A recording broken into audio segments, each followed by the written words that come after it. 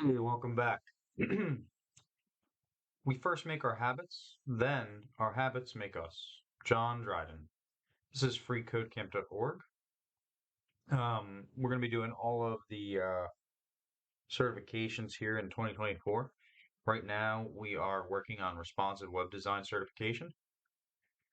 We are learning CSS by building a set of color markers, and this is step 41. This video is going to do 41 through 70. So that is the goal for this video. Unless I have to stop for whatever reason. But that's the plan. All right, step 41. All right, now it's time to add other details to the markers, starting with the first one.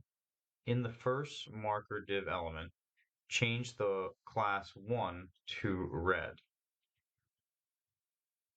Okay.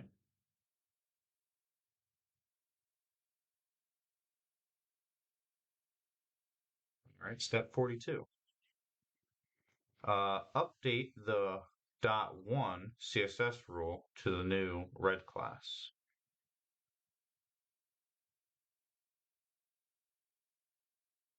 All right, that's step 42. On to step 43.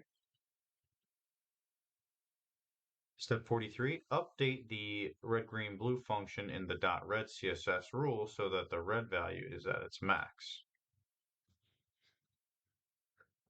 All right. Sounds good. That's step 43. On to step 44. Here's step 44. Next, change the class 2 to green.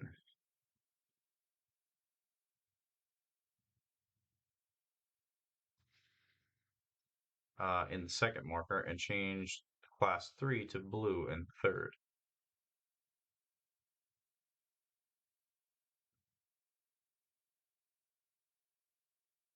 All right, that's it for step 44. On to step 45.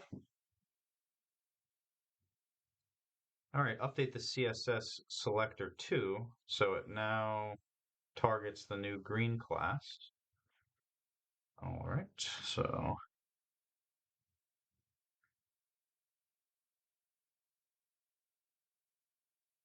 oh, just targets it. Okay, so 2 should be green, and 3 should be blue.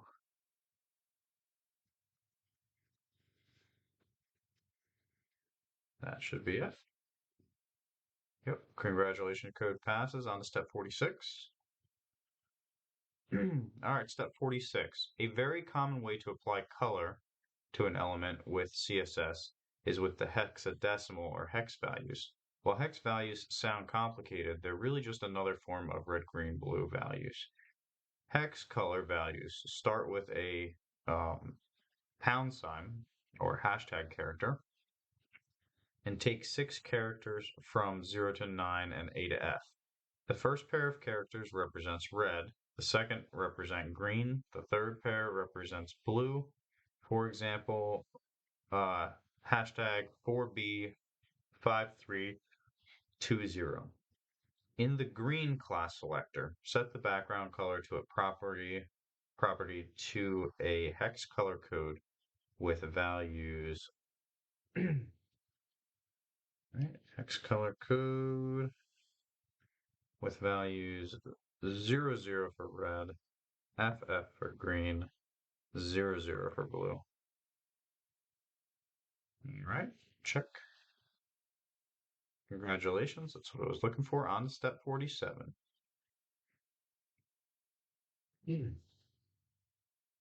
All right, step 47. You may already be familiar with decimal or base 10 values, which go from 0 to 9. Hexadecimal or base 16 values go from 0 to 9, and then from A to F. All right. With hex colors, 00 is 0% of that color, and FF is 100% of that color. So 00FF00 translates to 0% red, 100% green, and 0% blue, and is the same as red, green, blue 0 to 55, 0. Lower intensity of green by setting the green value to the hex of 7F.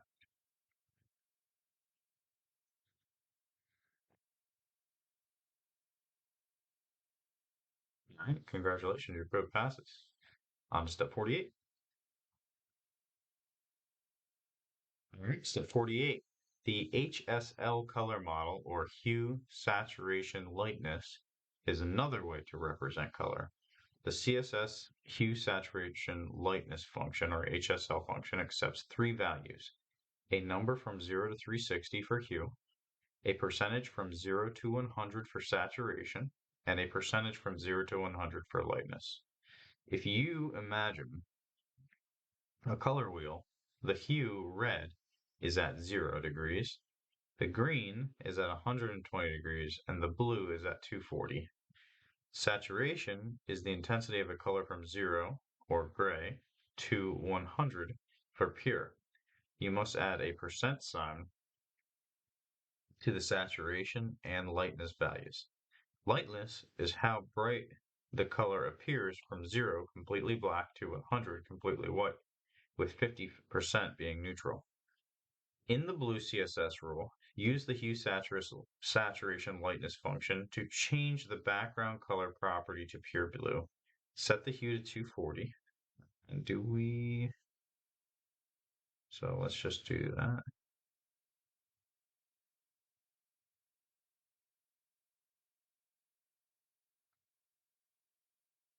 So I'm thinking that we still use this up.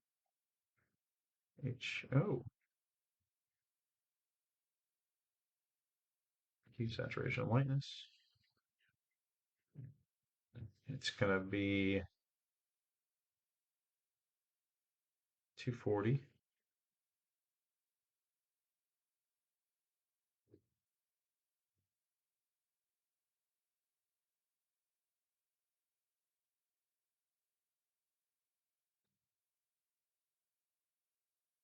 Lightness to 50%.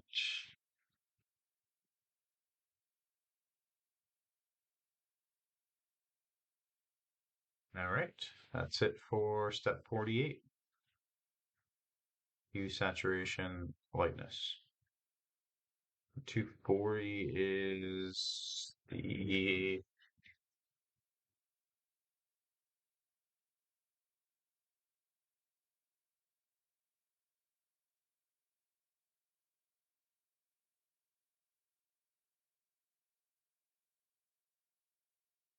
okay.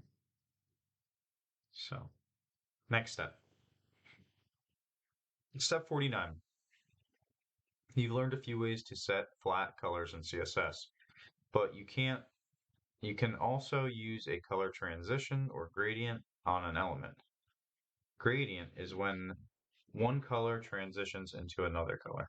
The CSS linear gradient function lets you control the directions of transition along a line and which colors are used.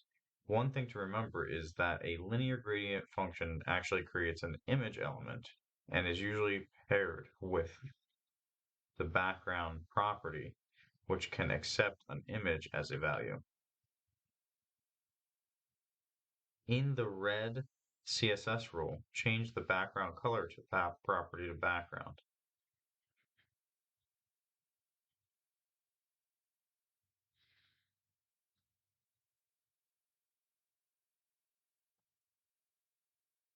All right, next, step 50. All right, the linear gradient function is very flexible. Here is the basic syntax you'll use in this tutorial. Linear gradient, gradient direction, color 1, color 2. Gradient direction is the direction of the line used for the transition. Color 1 and color 2 are color arguments, which are the colors that will be used to transition itself. These can be any type of color, including color keywords, hex, red, green, blues, or HSLs. Now you can apply a red to green gradient along a 90-degree line to the first marker. First, in the red CSS rule, set the background property to linear gradient and pass it the value at 90 degrees. Okay.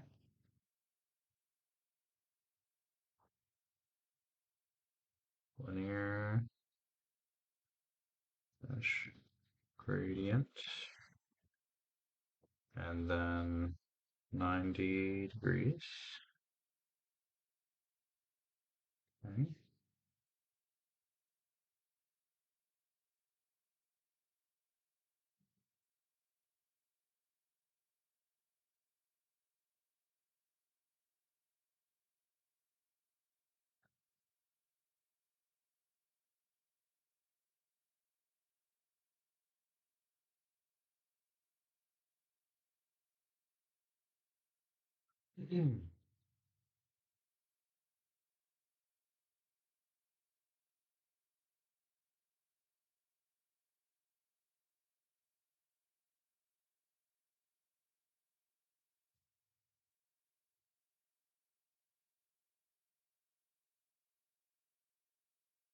Alright, and pass. It says sorry, you're coding in red. CSS rule should have a background property with linear gradient.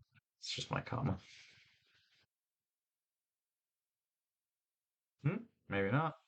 Linear gradient. Did I misspell something?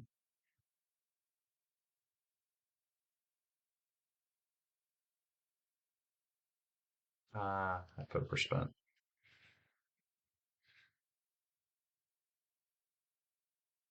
Okay. We did it. Background, linear gradient, 90 degrees.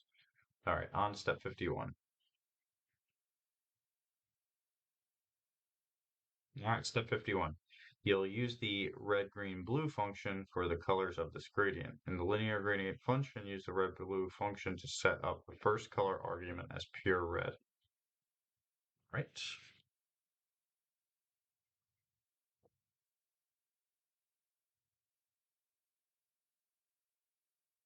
All right. Congratulations, on to step 52. All right. You won't see a gradient yet because the linear gradient function needs at least two color arguments to work. In the same function, use the red, green, blue function to set the second color argument to pure green.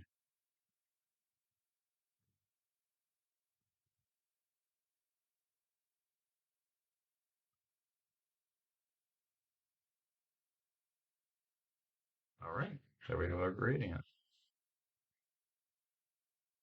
Congratulations, you're correct. On to step 53.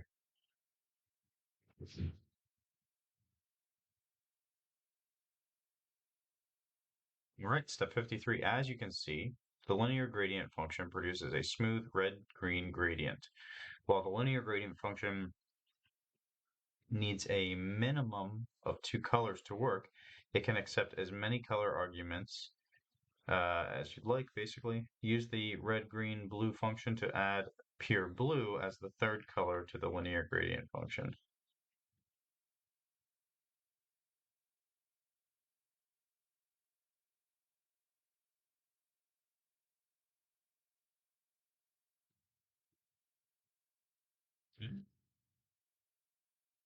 Congratulations, code passes.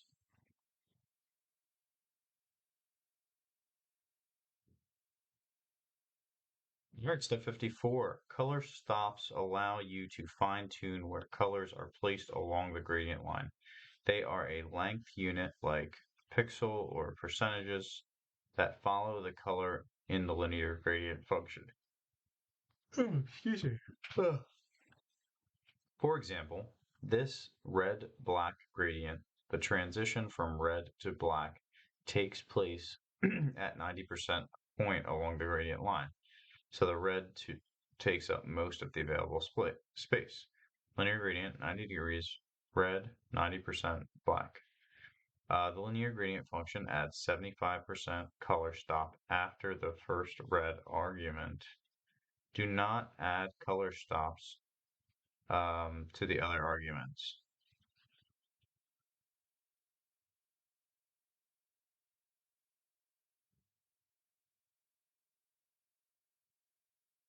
All right. All right. So we added our color stop in red of 75%. On to step 55.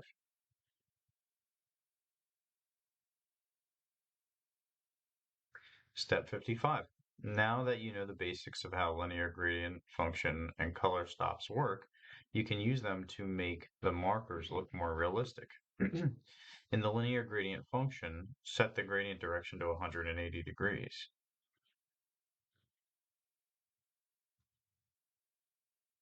Okay. Congratulations, your code passes. Submit your code and continue. Step 56. In step 56 next, set up the color stop for red to 0%. All right. The color stop for green to 50%.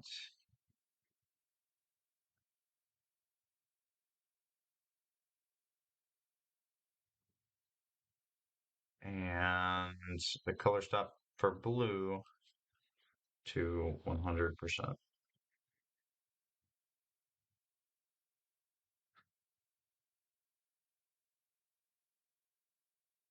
All right. Step 57.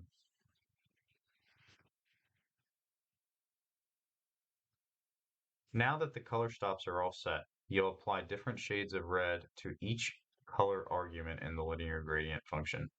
The shades on the top and bottom edges of the marker will be darker, while the one in the middle will be lighter, as if there is a light above it.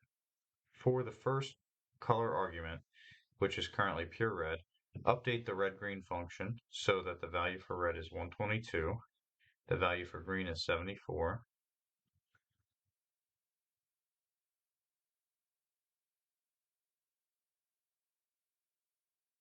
and the value for blue is 14.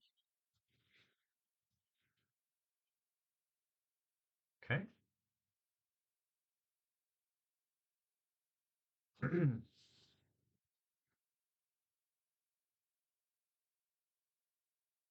Now modify the second color of the linear function, which is currently pure green.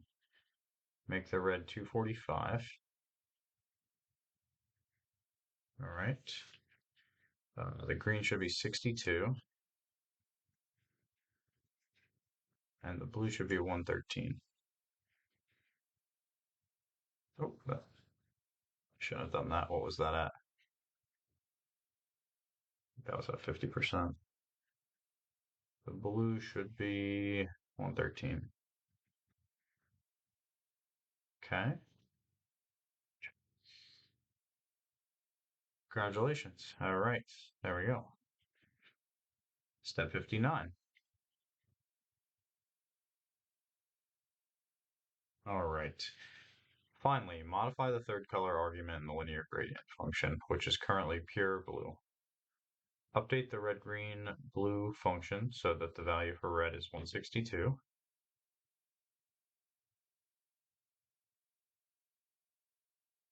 The value for green is 27.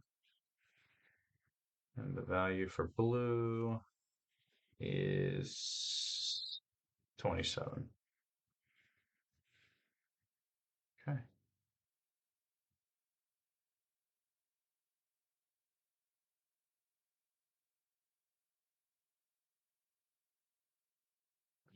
Congratulations, your code passes on to step 60.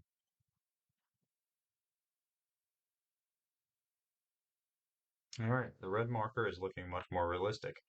Now do the same for the green marker using the combination linear gradient function.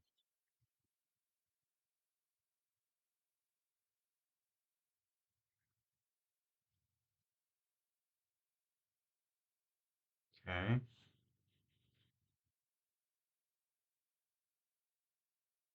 Change the background color to background.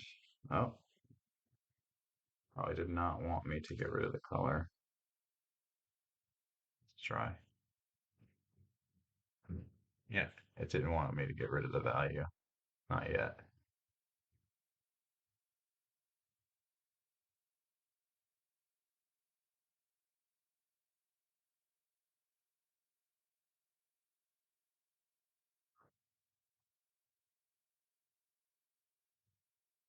Yeah. All right. Submit and go to the next challenge, 61. All right. For this marker, you'll use the hex color codes for your gradient. Use the linear gradient function and set gradient direction to 180 degrees. Okay.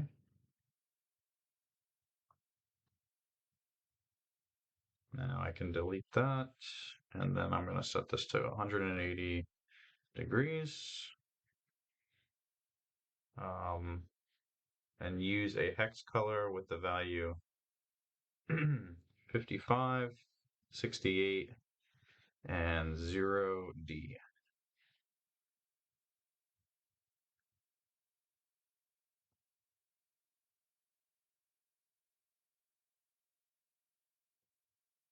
Okay. Congratulations. On to step 62.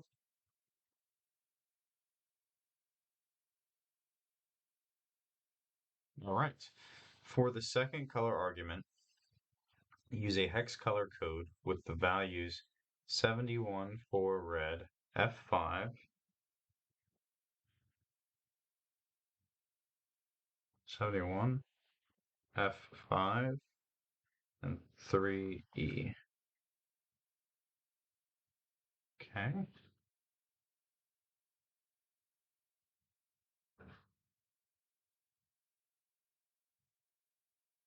Congratulations, your code passes. Submit your code to continue. On to step 63. All right, step 63, that's looking better. But the bottom edge of the green marker needs to be darker to add a little bit more dimension. In the same linear gradient function, add a hex color.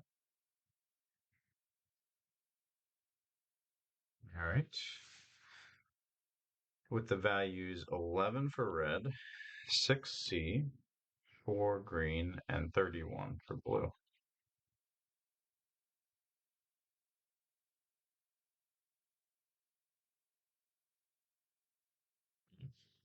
Do hexadecimal. There we go. 63 is done. Congratulations, on to 64.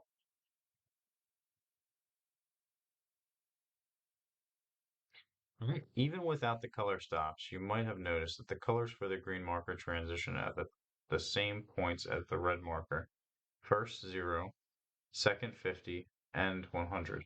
The linear gradient function automatically calculates these values for you and places colors evenly along the gradient line by default. In the red CSS rule, remove the 3 color stops to clean up the code a little bit.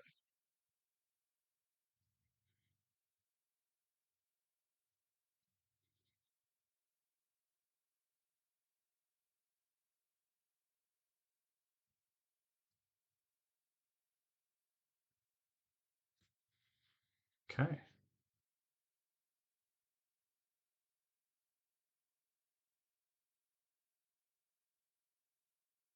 All right, that's it. On to step 65. All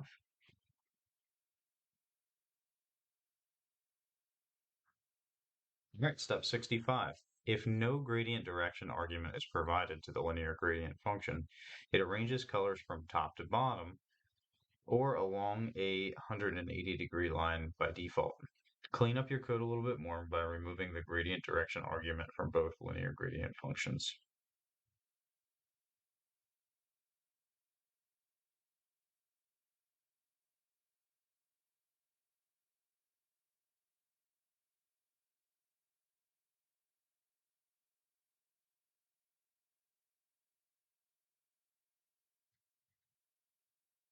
Okay.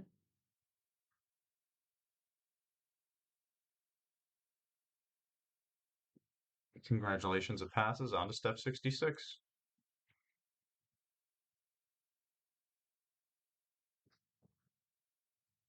All right. Now you'll apply a gradient to the blue marker. This time we'll be using the hue saturation lightness function as color arguments. All right.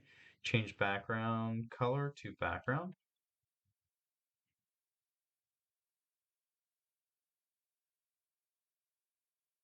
All right, very good. On to step 67. Use the linear gradient function and pass in the hue saturation lightness HSL function with the values 186,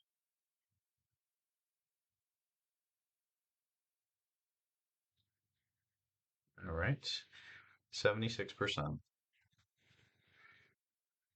for saturation and 16% for lightness. Okay.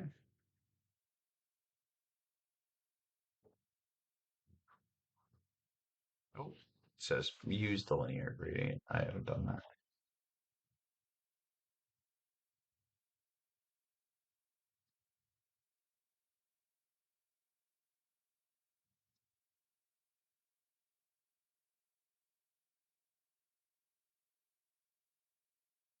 There we go.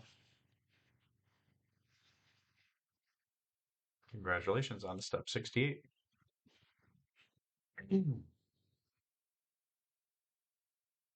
All right.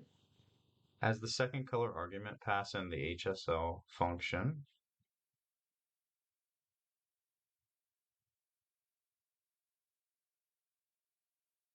$223 for hue,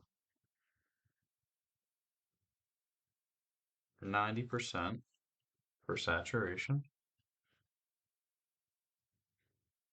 and 60% for lightness.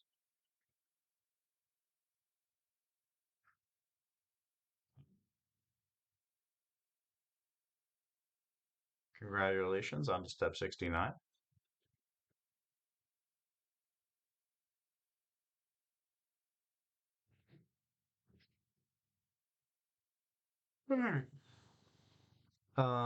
As the third color argument, pass in the HSL function with the values 230. All right. HSL 230, 56%, and 42%.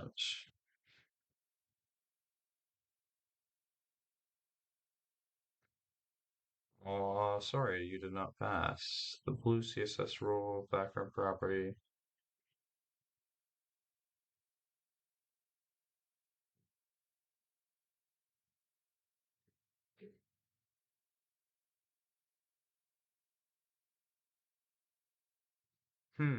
HSL, HSL.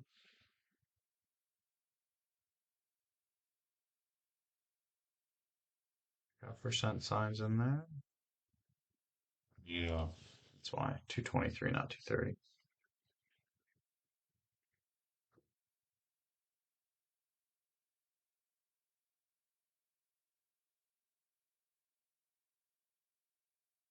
Mmm. 5642. 9060. 186, 76, 16. Linear gradient. Comma, comma.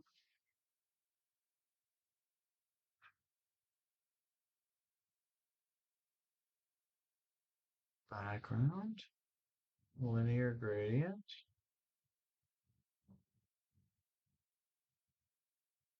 Okay. HSL. 86, 76, 16. HSL. 223, 90, 60. Oh, it was this 240.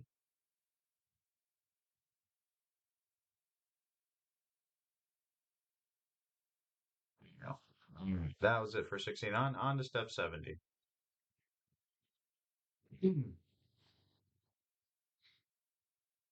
right. Now that the markers have the correct colors, it's time to build the marker sleeves. Start with the red marker. Inside of the red div element, create a new div element and give it a class of sleeve.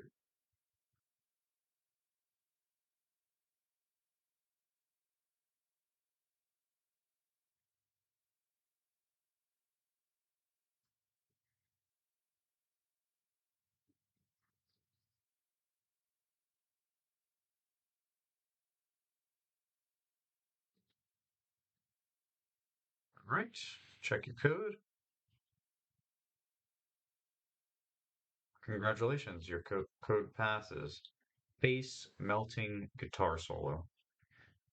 All right, so that was 30 steps of this. That's going to be it for this video. I am going to make another video with the remaining steps of this learn CSS colors by building a set of color marker. But basically, we've learned the red, green, blue. We've learned the hexadecimal one, and we've learned the hue, saturation, lightness way in CSS to reflect colors. And we learned some other useful things like div containers, and the way to use classes to style certain elements. Yeah. So on to the next. Guys, like, subscribe, follow. Learn to code with me this year. First certification we're doing is responsive web design. Hopefully we can get through that before the end of January. In February, I'd like to move on. I think it's going to be February and March are going to be JavaScript. I think it's going to be too much on the JavaScript data structures and algorithms one. But yep, we're getting there. See you in the next video. Step 71.